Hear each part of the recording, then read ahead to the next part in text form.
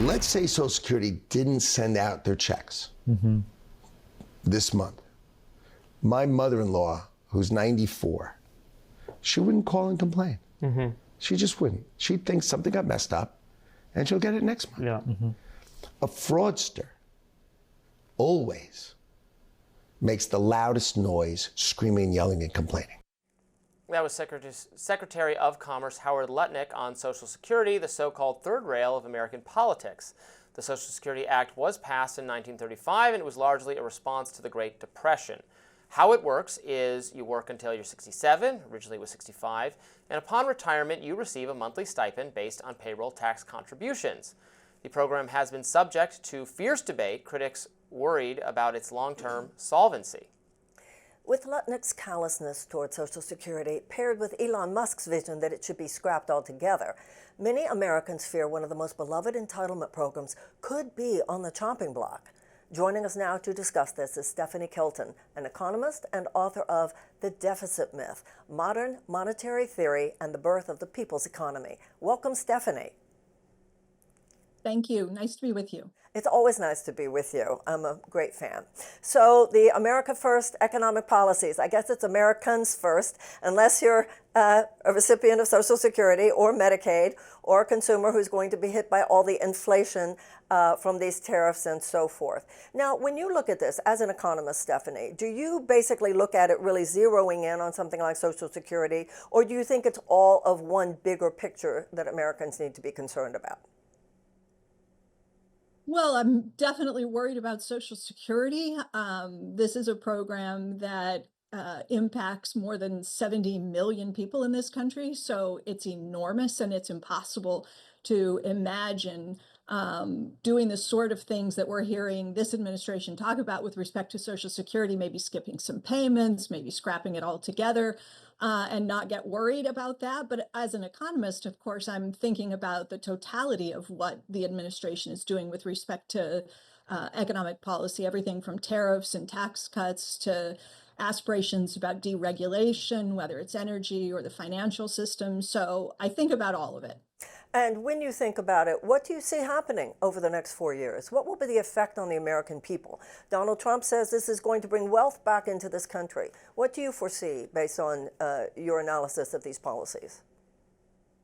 Well, I mean, I think you have to kind of say, what do we anticipate in the short run? And then what is the likelihood of some of these things working the way the administration hopes they'll work?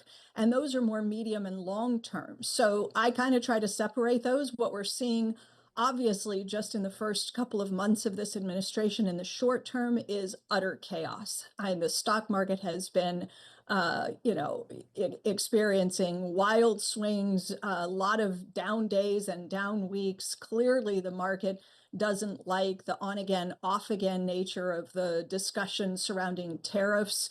There's a lot of uncertainty. Markets are uneasy. What, of course, Wall Street and financial markets were really hoping for is that the tariffs were mostly a bluff, that we weren't going to see across the board increases in prices, because that's what the tariffs do. They are a tax increase. They work like a tax increase on the American people.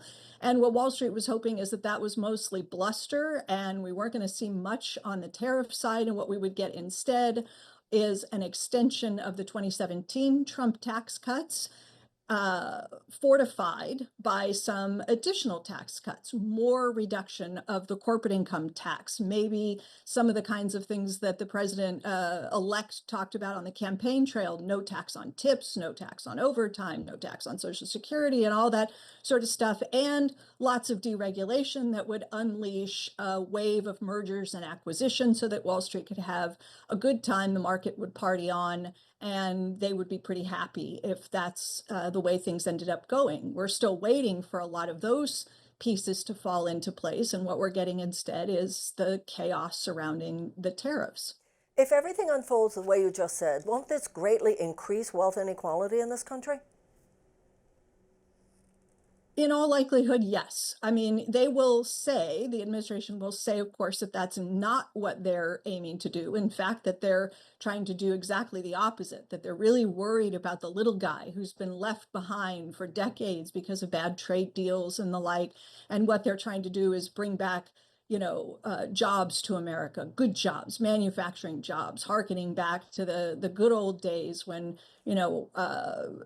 men could go to work in factories and one paycheck was enough to support the family. I mean, you hear that sort of stuff, and that's how, in a lot of ways, the protectionist policies around the tariffs is being sold as one of, renewal, an American renewal.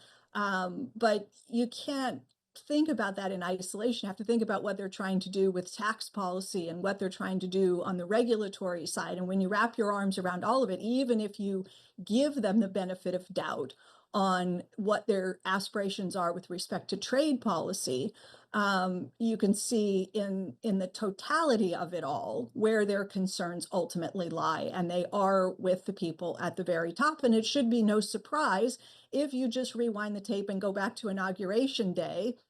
The president did not surround himself with welders and pipe fitters at the inauguration, but rather half a dozen or so of the wealthiest people in this country, the billionaires. And they are the guys in charge. And you can rest assured that what they're doing every single day is working very hard to make life easier for them.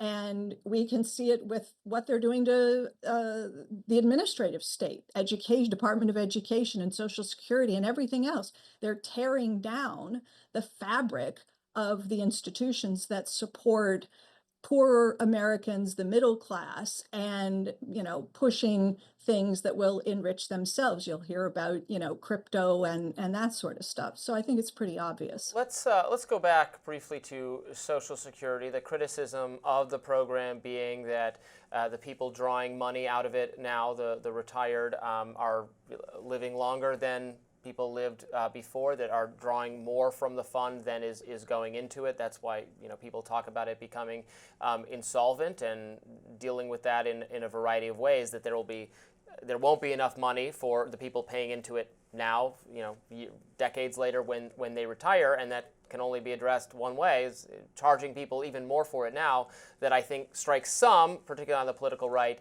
as unfair, given how much more difficult it's become for young people to afford things like education, housing, those things becoming more expensive, and many of our elder, certainly not all, it's painting with a broad brush, but there being a lot of wealth actually concentrated now in the hands of older Americans.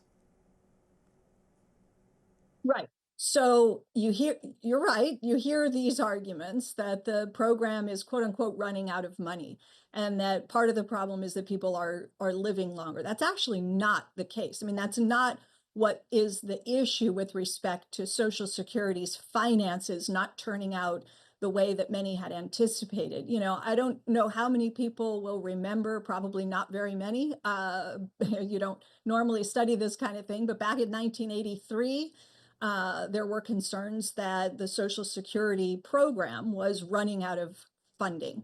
And Alan Greenspan, who was the chairman of the Federal Reserve at one point, but he worked on a commission when Ronald Reagan was president. It became known as the Greenspan Commission. And what this group did was come up with a set of adjustments, let's call them. They're really cuts to Social Security, but we're being polite, so we'll call them adjustments, that was supposed to put Social Security on a sound financial footing forevermore. It was basically supposed to be a permanent fix.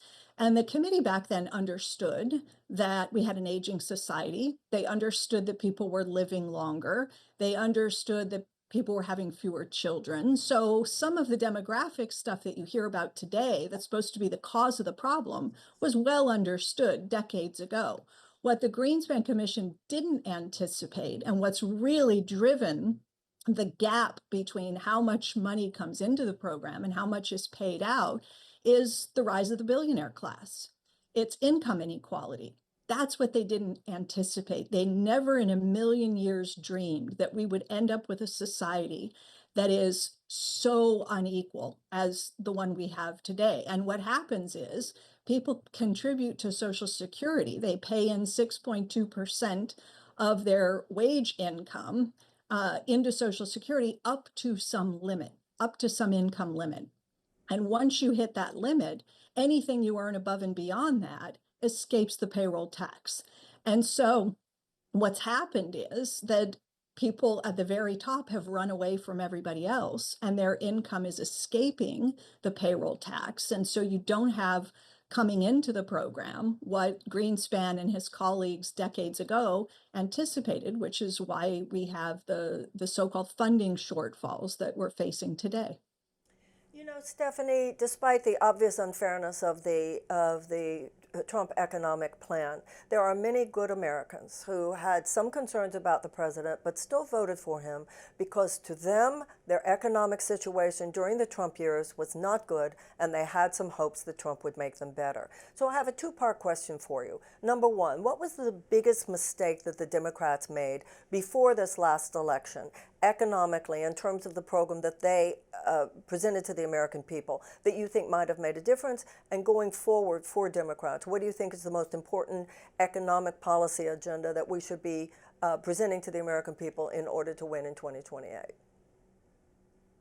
Oh, Marianne, it's such a good question. I mean, I think that I want to give some credit to the Biden administration. I think, you know, they did do a lot of things that improved the situation for millions and millions of Americans. I'll give you just one example: the expansion of the child tax credit, which sent $300 a month or $250, depending on the age of the child, to most families with kids under the age of 18 in this country. It was enormously popular, enormously helpful in terms of helping families cope with the rising cost and the expense of raising kids and getting by in America today. But it was temporary. You know, they put it in place as part of the 2021 March fiscal package, and by the end of the year, it had expired. And so you help families, you lift a lot of kids out of poverty, and then a handful of months later, you let them go. And so it's programs like that, making programs universal, but making them permanent. It's the temporary nature. It's the teasing of people with a pause on student loan debt that gives people some temporary relief and says, you don't have to start repaying student loans because of the pandemic and because of the state of the economy. We're going to give you a reprieve. You have a bit of time, but then you flip the switch and you turn it back on. And so people are, you know, thrown about in a good moment where they can experience an opportunity to pay down some debt, to build up some savings, to start to feel like they're getting ahead a little bit. And then the policies go away and people feel abandoned by that. So I think, you know, if and when Democrats have the opportunity again, one would hope, I would hope that they would come back with, you know, a much stronger commitment to the kinds of programs that FDR laid out in his fourth and final term when he imagined a second Bill of Economic Rights. And he was very aspirational. He said people ought to have a right to a job at a decent wage and to housing and to health care and to an education. I think, you know, that's for me always felt like the unfinished business of the Democratic Party. And I think the mantle was right there. Someone could have picked it up and championed that. And that would have been a pretty incredible platform for Democrats to say, this is what we stand for. These are our values. But I think the party has, by and large, just been too timid. And so we never really got those kind of policies. Well, first of all, somebody did. And there were forces within the corporatist element of the Democratic Party that did not want that agenda to be heard. I think everything that you describe is the political sin of incrementalism. Yeah, they gave the tax credit and then they didn't permanentize it. And also they went around bragging that they had cut child poverty in half. To me, what the Democratic Party should have stood for is we are going to eradicate child poverty. So this business, we're going to give you a little bit here, we're going to give you a little bit there, rather than we're going to give you everything that you should as Franklin Roosevelt said, be entitled to as a citizen of the United States. Do you have something more to say? It's always refreshing to be reminded of why I am not a Democrat, but we do have to leave it there. Stephanie, Kelton, thank you so much for coming on to our program. And to me, you remind me why we should be, but we need to make it a whole lot better. Thank you so much. Thank you. All right, thank you both. Bye. Coming up, you asked, the host answered. We'll get into some of your questions in the next segment. Stick around.